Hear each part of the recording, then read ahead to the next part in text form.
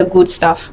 A lot of people are not feeding on healthy diets, and that is why we have a lot of NCDs, as in non-communicable disease, on the increase because of the food that we eat. It's mostly about that. So when it comes to women's nutrition, what was the question again? Sorry. The challenges. Yeah. So when it comes to the challenges women face, especially at say pregnant women, it's lack of access. Some people would say that fruits are very, very expensive, and yeah, we know that of recent, like, fruits are not the way they used to be before. Some fruits are very, very expensive. $25 you would get a huge bunch of banana, but now sometimes you cannot even find banana that costs $25. It's only $50 above, and you'll only get like 4 banana. So imagine a man with a very extended family. Maybe you have 12, 15 people in your family. Every day you want to be buying them fruits. Can you afford it? No, because maybe 4 banana is costing $50. How many, even for each person to get 1 banana, how many bunches would you have to buy to be able to cater for all of those people? And then you have these families feeding on what they can afford. So accessibility, I think, is a very big problem. We feed on starch, rice in the morning, rice in the afternoon, rice at night, oil on oil, bread and beans, bread and potato, bread and pompiter every day. So I feel like accessibility is a problem, but also lack of awareness is also a problem. As she said, somebody would go to the restaurant and buy. People even say they're like Gambian girls. If you don't take them to restaurants and buy them chicken and chips, you've not actually taken them out on a real day. But come on, chicken and chips is not the deal. But that is what we brag about because we are not aware. In other parts of the world, they don't even see fish. They don't get, like, fish is one of the most expensive. I know that also fish price is also increasing. But like bonga is a very healthy fish. People don't like it. They say it has, and when you say you eating bonga, in fact, sometimes when you want to say it, people will tell you to reduce your voice because it's something to be ashamed of. Buying bonga is a poor man food, right? But it's also a lack of awareness. I feel to a great extent because while we do not afford certain things, but we still have the healthy resources with us. But are we aware? No. We brag of the unhealthy stuff, the things that other countries, even highly developed countries, are running away from. Those are the things that we brag about here. Those are the things we want to be seen. We want to be seen eating. I'm eating ice cream, I'm drinking canned drinks. You're killing yourself and you're not even aware. So I think these are some of the challenges. Thank you. Is that you want to elaborate? Okay, I guess you have said all. Yeah. So how does good nutrition influence both mother and the baby, both mother and baby's health, especially HIV positive mothers? Yeah. Okay, like as you said, good nutrition, like eating this, especially if you're pregnant, you can, when you're pregnant and you're HIV positive, there are actually some drugs you can take so that you can prevent passing it through the baby. But in the case you cannot pass through the baby, you cannot access those drugs, or you don't know that you're HIV positive, you can still take good foods that are rich in protein, like these eggs, this fish that she said, so that you can be able to so that you can be able to develop yourself and the baby. Because also, like, one of their major complications is anemia. That is what causes some of these miscarriages, or like when they're giving birth, like low birth weight, exactly, because they develop anemia, and that is how they pass away when they're giving birth. So you eating foods that are rich in like you can eat even wonjo is good to improve your blood. Not to that extreme, right? Huh? Yeah, not to those extremes. Yeah, like eating. Yeah, like eating these foods can actually help you and your baby so that you will have a safe birth and not a stillbirth. Anything? No, the question was how good nutrition influence the health of the mother and then the baby, especially for a HIV positive mother. Okay, like as she rightly mentioned, pregnant women with HIV and AIDS, we believe that now there is this process that whenever you are pregnant and then you go to the facility, you are given an HIV test. That is where most people will know if they are affected or not. And then we also believe that though we still have gaps, but most pregnant women now don't joke with their antenatal care, whether you are aware or not. Like, our nurses this day, we are going, like, they take it as a responsibility upon themselves. So in that, and then when we talk about this malnutrition, maternal nutrition is like making sure that the mother has a healthy weight, and then you have a proper development of the fetus organ, and then you have a safe delivery. So all these ones are in connection with it. The question.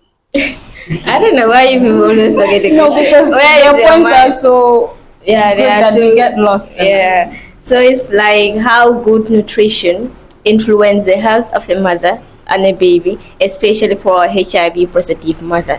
Yeah. Thank you. I think that's very important. And just like they said, good nutrition literally influences the health of the child and the mother beyond.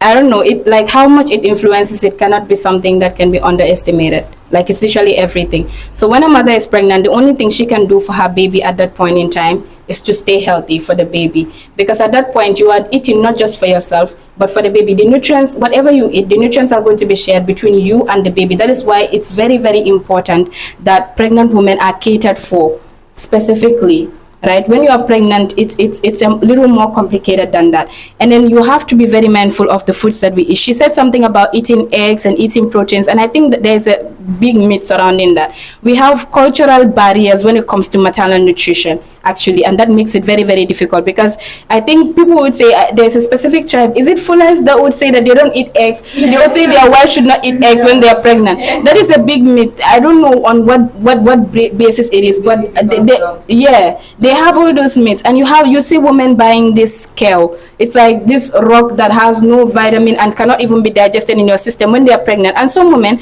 they would stop eating everything. Like they will stop eating eggs, stop eating proteins, and they only feed on dry stuff that have no nutritional value. And that is where they develop anemia. And I feel like as Gambia, we should move past that, because so many countries have moved past that, like having deaths, pregnant women dying or their babies dying. So many, like, women should be able to have safe delivery, but that is where it starts from. If they're not eating good foods and they're not consuming the right things, because when something goes into your system, it cannot come back out. And if you are eating and the baby is not having enough nutrients to grow, obviously that is what leads to all of these stillbirths and all of that stuff. So yeah, I think it's Thank you too. So, could you explain further, like how poverty, food insecurity, and lack of awareness affect maternal nutrition outcomes? Okay, like when we talk about food insecurity, it's one of the main reasons why you have malnutrition. And like a pregnant woman with malnutrition status is very bad for both the baby and then the child. And let me just allow them to elaborate on the other stuff. If I want to elaborate more, they might go out of point. But food insecurity leads to malnutrition. Malnutrition is bad for both mother and child. And when we say malnutrition, it may lead to overtaking or undertaking. So malnutrition is very important. You can elaborate on the more points. Okay, what I want to talk about is like on poverty. As he said, like Gambians, most of us live from hand to mouth.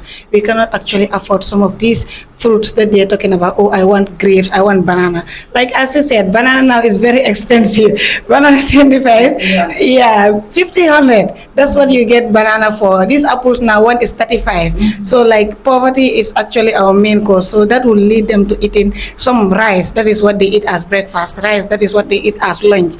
And rice, that is what they eat as dinner. So like poverty also, it's a factor. But like as you said, you can go to your neighbors, some of them have gardens. You can go take these vegetables that you can eat that can actually improve your health, you and the baby, pertaining to nutrition. Yeah, I think.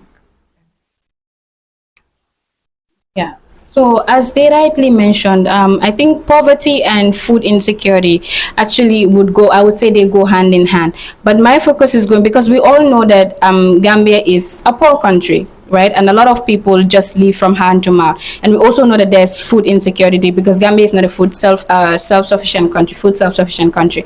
So my own is going to be, we have to work on ways to engage the government, because this is not something that we can settle at the grassroots, right? And then the government has to look for ways to invest more in agriculture, because these are things, our environment directly affect our health and the things that we eat. I think everything is kind of like interrelated. Social, economic, and all of that are kind of related to health, and that's what makes it very, very broad. So the best thing here would be to engage the government, let them invest more in agriculture, because you realize that before, a lot of people used to even have their own gardens in their own compounds. But now, because of urban migration, so many people are moving moving. So now we don't even have sufficient lands.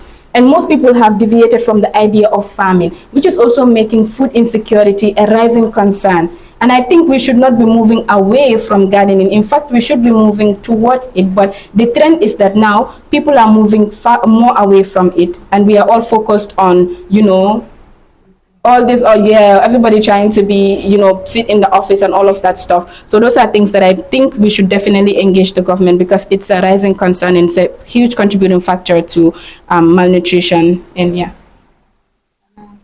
Okay, I have to say this. So like when it comes to poverty and malnutrition, like I have these three things, like factors contribute. That is the accessibility, affordability, and then the availability of it. At some point it is available, but can you afford it? At some point it is affordable, but can you access it? At some point you have this rural urban, like she mentioned. You need these vegetables and fruit, and we know that some of all these things are concentrated within the urban area. So what of the rural areas? Are they having it? At some point they are farming, but the only thing they are farming are these cereals, maize, groundnut. Those are the only things they are farming, which will not give them a correct balanced diet if they are to maintain their diets.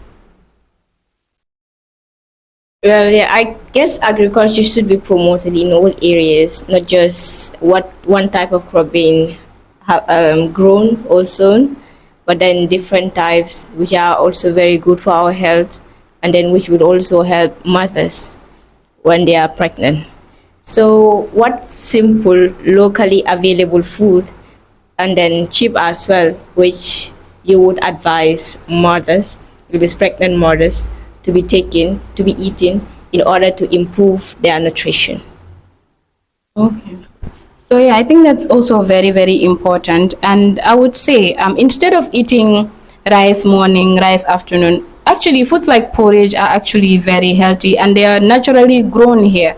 We actually have access to coos and all of that stuff that we use. So why are we suddenly deviating from that? So I think women, people can actually be, especially a pregnant woman, you can have porridge for breakfast. That is what, you know, our ancestors were actually very, very healthy. They used to live much longer than we do today, yet we think that we are the ones that are sound. We are not. We are not. We are actually killing ourselves every day, and we think that we are the ones doing the thing that is, you know, like that's the thing, but it's not. So I think porridge, and also even our local dishes. I'm not saying people should not eat rice, but you should just I don't know, the rice that they used to make chura, like baramano or something. Those are one of the best quality rice that you would have. People are now bragging about buying Saddam. Saddam is very starchy. It has a lot of glucose, and it's actually contributing to people having diabetes and all of these things. But before you know that you are there, you have to be able to afford a bag of Saddam. That is not it. Why are we abandoning the baramano and stuff? And let's eat our domadas and our mbahas. They're actually rich. These are very, very, they have all the classes of food. And these are very accessible. Nobody would say that at your house they don't cook mahal, or you cannot cook domada. So, but the only things to bear in mind is, like, when you are going for shopping,